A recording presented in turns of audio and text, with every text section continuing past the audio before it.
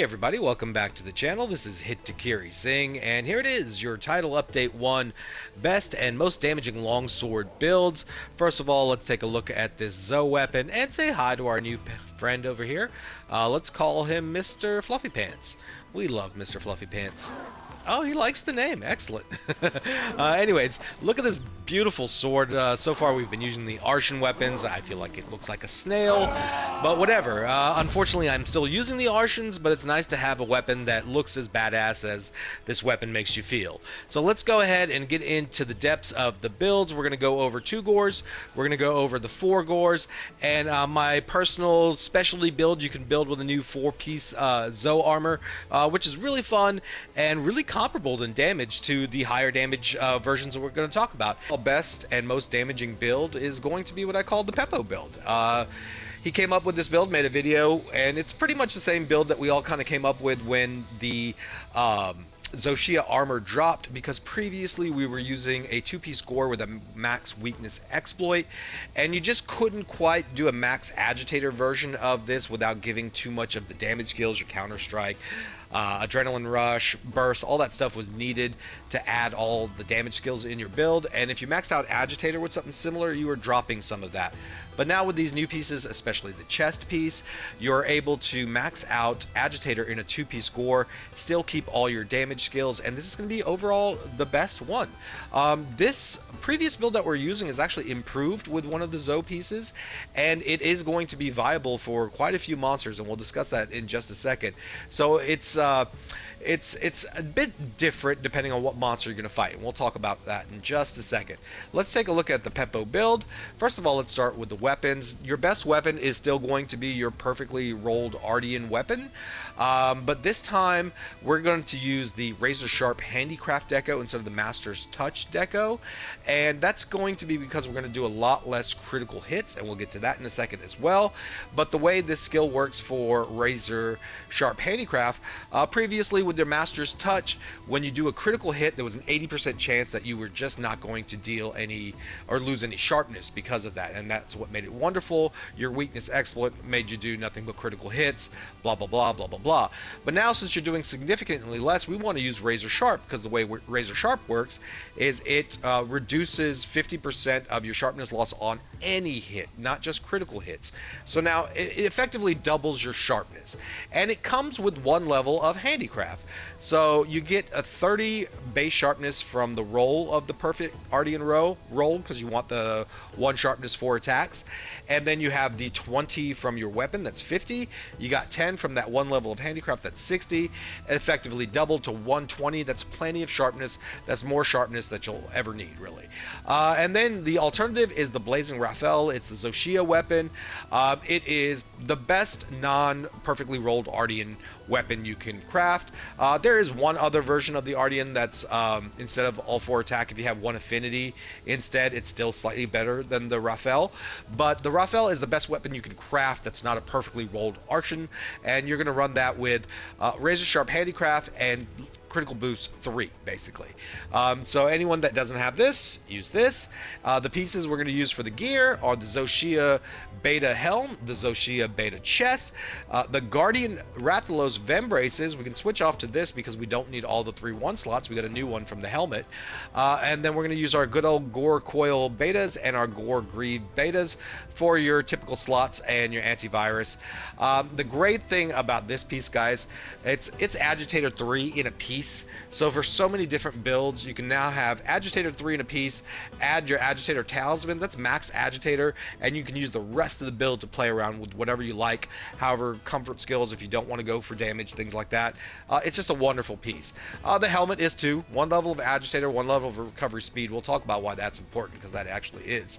And then you got wonderful slot usages, a level 3, a level 2, a level 1, and we're going to deck it out like this. We're going to max out our Challenger with a couple of Challenger decos, we got 2 levels in our chest, 1 level in our helmet. Put a maximum might deco right there, our quick sheet deco right there, maximum might, quick sheet, quick sheet. You got your 1 level of weakness exploit that's already built into this piece. So, you know, it's basically the exact opposite of what I was doing before. Instead of weakness exploit being maxed with 1 level of adrenaline rush, 1 level of agitator, 1 level of burst, we have max agitator, 1 level of adrenaline rush, 1 level of weakness exploit, 1 level of burst. And it's a little bit better also because you also have the set bonus of the Zoshia's Pulse. It words this really weirdly, but basically it's health regen, and it says max health, you know, red health. You have 2 types of health loss. Either a move hits you and you have a chunk of your health that's just completely deleted, or a portion of your head that's still red, and that portion of your health that's still red can be recovered. It can be recovered with Astera Jerky.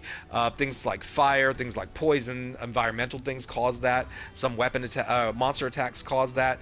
So it's just basically letting you know that it regens through red and regens through max. Some skills previously in Monster Hunters only regened through red, for example. But this is just health regen.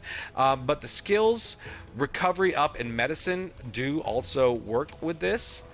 So you have your 2 types of recovery type decorations. You have recovery speed and recovery up. So what the medicine deco does, it allows you to, the portion of your health that's permanent lost, once your regen reaches that level, it's going to recover faster, more. The recovery speed, the portion of your health that's in the red recovers faster, but then when it gets to the part of your health that's been permanently deleted, it goes back to the normal speed that it normally recovers from the set bonus. For both of these skills, they come in 3 levels, and level 1 is useful, level 2 is useful, level 3 is useless. There's been a couple of tests I've seen out there where people have let their health drop all the way down to a sliver to see how long a 2-piece and a 4-piece Zoshia take to recover your health. And they notice at level 1 and level 2, you have pretty decent, like 12 to 15 seconds faster per level for level 1 and level 2, whereas level 3 is like 2 seconds faster. So it's really, really important not to go into level 3. You're wasting a decoration slot if you ever do that. And of these 2, I actually feel that recovery up is better in this situation because it recovers the port. Like if you take a hit and you have permanent loss and red health loss, the red health loss always gets recovered first. And if you're going to get hit by a monster, you don't want it to have the slower recovery happen on the red portion until it gets to the part that was permanently deleted, and then it quickens the pace. You want the red portion to be quicker to recover, because if you're going to take a subsequent hit, that's the time frame you're going to take it while you're still in that red health. So if your red health recovers faster, you have a better chance, more likelihood of recovering enough health that a secondary hit wouldn't have carded you. So it's really a bit better to run recovery speed, and if you run a 4-piece Zoh, you automatically get that built in. It's pretty useful. So for all those reasons, then on top of all that, you have damage skills that you have Counter Strike 3, which you're going to get from your Talisman, which is a plus 25 raw. You're going to have the plus 20 raw from your Agitator. That's 45. You're going to have plus 10 from your Adrenaline Rush. That's 55.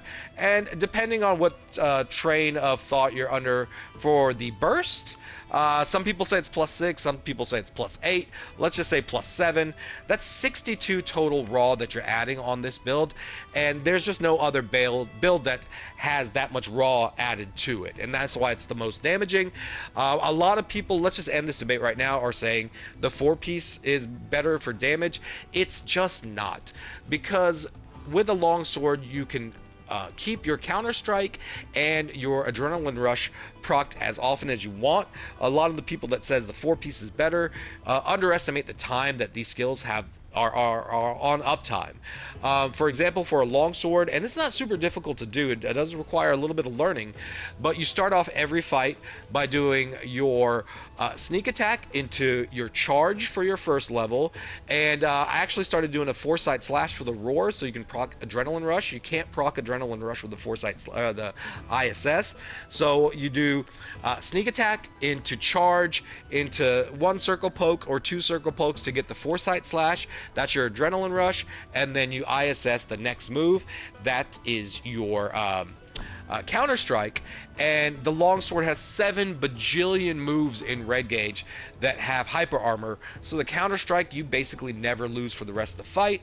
And every 30 seconds, when your Adrenaline Rush does lose its ability, then you just make an emphasis to foresight something or roll something, and you'll have these 2 skills upticked all the time. All the time. I'd say bare minimum 70% of the fight. You just, you have the tools in your weapon kit to proc those, so make sure you do. Okay, and yeah, this is why this is the best build. Now here's your alternative. This is the good old-fashioned weakness exploit max that we were doing before, and we're also going to add the Zoh helmet this time. We're still going to use the Arc Vulcan and the Arc Veld parts to get your max weakness exploit. It's still the best way to do that, but now excuse me, with this helmet, you're able to do exactly what I wanted to do in the previous build more efficiently, and that's instead of having 2 Adrenaline Rush or 2 Burst and deciding which of the 2 you wanted and which one you wanted level 1, you get 1 Adrenaline Rush, 1 Agitator, 1 Burst, exactly the way I wanted it. Now I have an extra 1 slot, putting it in another physique, which reduces the stamina loss on my Foresight Slash, which just keeps my maximum might upticked more. It's an improved skill, so a roll doesn't cause it to unproc anymore, so that's great. And now I get 1 more level of Constitution in there, and my Foresight Slash, when I do it, I lose maximum might, but it's back very, very quickly. So this build is improved too. So you might be asking, why would I use one or the other? Well, the Agitator build is going to be the best for, I'd say, 80% of the monsters in this game. However, there are some monsters that I prefer the Weakness Exploit build, like Arc Veld, because all of, you got the head and you got the 2 giant wings and the chains right there in front of you, easily accessible, and all of that I can get crit hits on pretty easily. So because of all those spots being incredibly accessible, I get more damage and better times and better, just easier fights with my weakness exploit crit hitting all the time, I do lose the Zoh's health regen, but that's not that significant to me. If it is, then always go with this. Always, always, always. But for some monsters, I prefer this. Now, you got some monsters like Gore is a great example. Mitsusune is a great example, where the head is a weak spot, so you get really good damage on it. But then the arms, like for Gore, you have the front arms, but the upper wings are weak spots, but they're hard to reach. So from the head to the upper wings, there's all these spots on the body that you get white numbers in damage, and that's horrible. White numbers don't crit. Those are super low weak spots on the super low hit zone values on the monster. You're not doing a lot of damage. You're not going to inflict wounds as fast. That's when you want this Agitator build, when you know that the monster is not going to present you a lot of crit hitting areas up front where you want to be in the monster. If they do, use weakness exploit. If it doesn't, and like I said, for most monsters, you're going to go this way. But also a lot of the smaller monsters, Lalabarina, if you're fighting a temp or helping out a friend, doing a tempered Balahara or something like that, I still prefer all the crit hitting ones for that. And most of my tougher monsters, Zoshia, I'm running this right now. Okay, so now let's go into the conversations of the 4 Gores, because the 4 Gores are good alternatives. They're just never going to do as much damage as these 2. Alright, let's go into our 4 Gore options, and pretty much just like we were discussing with the 2 Gore options, this is going to, the new Zoshia pieces basically allow us to maximize Agitator in a 4 Gore, much more easier for a Longsword, especially since we need Quick Sheath, whereas before we just kind of had the Weakness Exploit maxed out. So let's go ahead and take a look at this build. Again, you're just not going to have as much raw buildup as the previous build. Same situation about the weapons, depending on how you want to use it based on what you have. But now we have the 20 raw from Agitator. We have the 15 raw from the 4 Gore bonus. That's 35. I put 1 level of Counter Strike in here. That's 45 or 55. And now we have Burst. We're calling that 7. That's 52. So it's 10 less raw than the previous build. But the uptick on the 4-piece of the Gore is just available all the time. So if you're not as proficient with the Longsword, you can't use your ISS and your Foresight Slash and your Hyper Armor to keep your skills up, then you always want to consider this.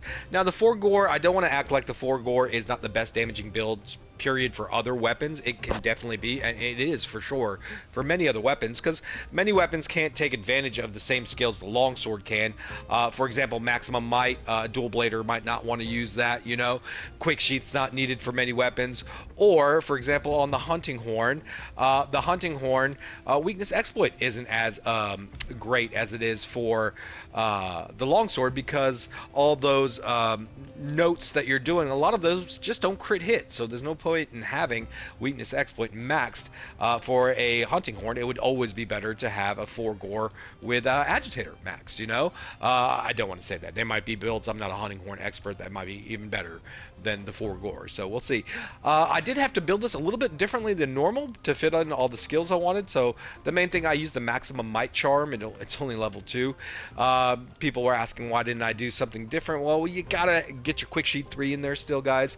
Quick sheet 3 is invaluable for the longsword, just for the ability to loop attacks that have iframes and hyper armor with each other, where the only downtime is the amount of time that you're putting your sword back in your sheath for your special sheath, which quick sheath really helps out.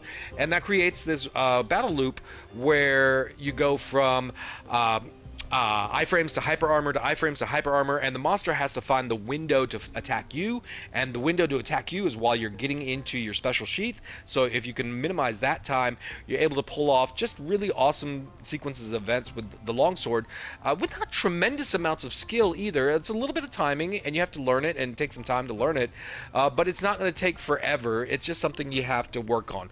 It's like so many other things in fighting games or this game. Once you get the timing, you got it. You just have to take some time to get the timing in the first place. Other than that, like I mentioned, we have one level of Counter-Strike. I'm a huge Counter-Strike fan, especially for the longsword. There's just so many ways to keep it procced. I'll always run one level of that over one level of Adrenaline Rush if I had the option, and so that's kind of why I built it with these greaves, so I could build it this way. I could build it another way where I can have one level of Adrenaline Rush, but I prefer the Counter-Strike, especially for the longsword. So yeah, and it's much like the previous 4 Gore build that we did with the weakness exploit max, and we just had the Arc Vulcan piece instead, and that's how that was built. And I didn't have Counter-Strike on this. I had a one level of agitator on this because I built it the slightly different way that we're talking about with the exploiter charm and things like that, and same story. If you're dealing with a monster that presents a lot of critical areas for you to hit right up front, go ahead and go with this one. If it doesn't, like Gore Magala, then go ahead and go with the agitator version. Okay, not much to say about the 4 Gore. This basically just those swapping out of those skills. One more build I want to show, which is really, really awesome. It's just fun to play, guys. This is the least damaging of anything that we've shown on the video, but not by a whole lot. And this is one that really goes well for an average longsword player that's not looking to be like super flashy or awesome. Might need a little help, with the level. You're going to use the 4 pieces of the Zoshia, so we get level 2 super recovery instead of level 1. Allows your super recovery just to work that much faster, and you have 2 pieces that already have recovery speed built in, so all that red gauge is pretty much going to be filled up as optimally fast as it can. We just discussed why you don't want to do recovery speed 3, and then I snuck in a little recovery speed 1 here in the helmet. So let's go ahead and go to the pieces. Everything is beta: the helmet, the chest, the waist, and the legs. We're always going to use this G Arcveld Vem braces for these types of builds because of the 2 levels of weakness exploit. So what do we have? We have max agitator, we have level 3 weakness exploit, we have no antivirus, and this is the problem with this build compared to the damage builds. You're not going to get as much damage because you're not going to crit as much, but you're going to be much more comfier, and the weakness exploit 3 does let you help crit a significant amount of time. So it's just really nice, it's really fun. You got your burst, you got your adrenaline rush, you got your Counter-Strike 3. It's just that antivirus isn't here. You're replacing that affinity that you're losing with just a lot of health regen. This is a weapon build that I really like to play the Blazing Raphael with, because you do have the coalescence that's built in and the elemental absorption, which doesn't do a whole lot for your paralysis. Your paralysis is there to cause those paralyzes and open up wounds and get more damage. But the coalescence and the elemental absorption plus the white Night Flame perks. I won't describe those, many people have before. It keeps your damage very, very comparable, and it's just a fun, slightly different playstyle. And also, if you're just not proficient at all with ISS and Foresight Slash, you can probably have more fun and do comparable damage with a build like this over the 2 Gore or the 4 Gore. This is more for that. So definitely check this one out. These are just fun builds. Plus the Blazing Raphael is just a beautiful weapon, and we all know why. You know, it's just perfect looking so far for what we have anything else in the game. And the last couple things I wanted to show, just my bonus builds. I've talked about them before in a previous video, but I improved my gathering build, and I just tweak it basically. So this is the build that I use when I'm not hunting, and it has everything I need to. Tool Specialist, Botanist, Max Speed Eating, Max Mushroom Mancer, Item Prolonger, Free Meal, all that stuff. Let me just show you the deco so you can see. It's just good for maximizing my buffs before a hunt, eating fast, all that good stuff. And now I have everything that I need to gather on here, but when I do gather my Rather Gather set, I replace the speeding, because of course you don't need that for gathering, with Entomologist, or you can do Intimidator, either one of those. If you're going out for bugs, I do Entomologist. If you don't need the bugs, then just do Intimidator. And then you also have the 3-set Forger's Luck, which allows you to get the rarer pieces, because it's just built into these types of armor. So this is the only set you'll ever need if you're not fighting. And when you're fighting, you use your regular builds. When you're gathering or buffing, you use this build that's slightly altered, and that's about it. Between all these builds that we just discussed today, you're going to have your maximum damage builds. You're probably going to have your maximum comfort builds. And then comfort, I'm not talking about Divine 3 and defense up and all that stuff. I don't ever want to swing my weapon and see 7 damage appearing, you know? That's not comfort. You're making your fight much longer, much more difficult. You want to have some damage because so much of the monster mechanics, like opening up wounds and causing knockdowns and causing this and that, are based on how much damage you inflict on certain parts. So you can definitely add comfort skills into your build, but you never want to shy away from things like Affinity and Agitator and damage perks, because they're going to be really important to have fun in this game. All right, let's wrap this up. There is one other build I want to discuss that I'm not going to talk about today. I got a video coming out on the 18th. We're going to preview that next, and that's the build that's going to allow us to do a lot of those things. But I want to keep that a little on the hush-hush because I'm still tweaking that build a little bit. Once I have it finalized, it'll be in the video. Bear with me. Thanks for joining me again today, and my apologies for this video taking a little while. I generally don't like to put out a video right away about builds when new pieces come out. So the next title update, same thing. When the Arc Tempered Raydao comes out, I'll want to fiddle with it. I'll want to make a few builds, test a few things, put together pretty much every combination of piece, and fiddle with some skills and see, you know, like we did with the weakness exploit and the agitator, and you know, creating one build heavy on one and another heavy on the other, those kind of things. But once I get to the nitty gritty and get all the information that I think is going to be relevant for the builds to be able to definitively say this is the highest damage build or this is this type of build, that kind of thing, then I'll definitely put out the video, and I'm looking forward to doing this for every single title update.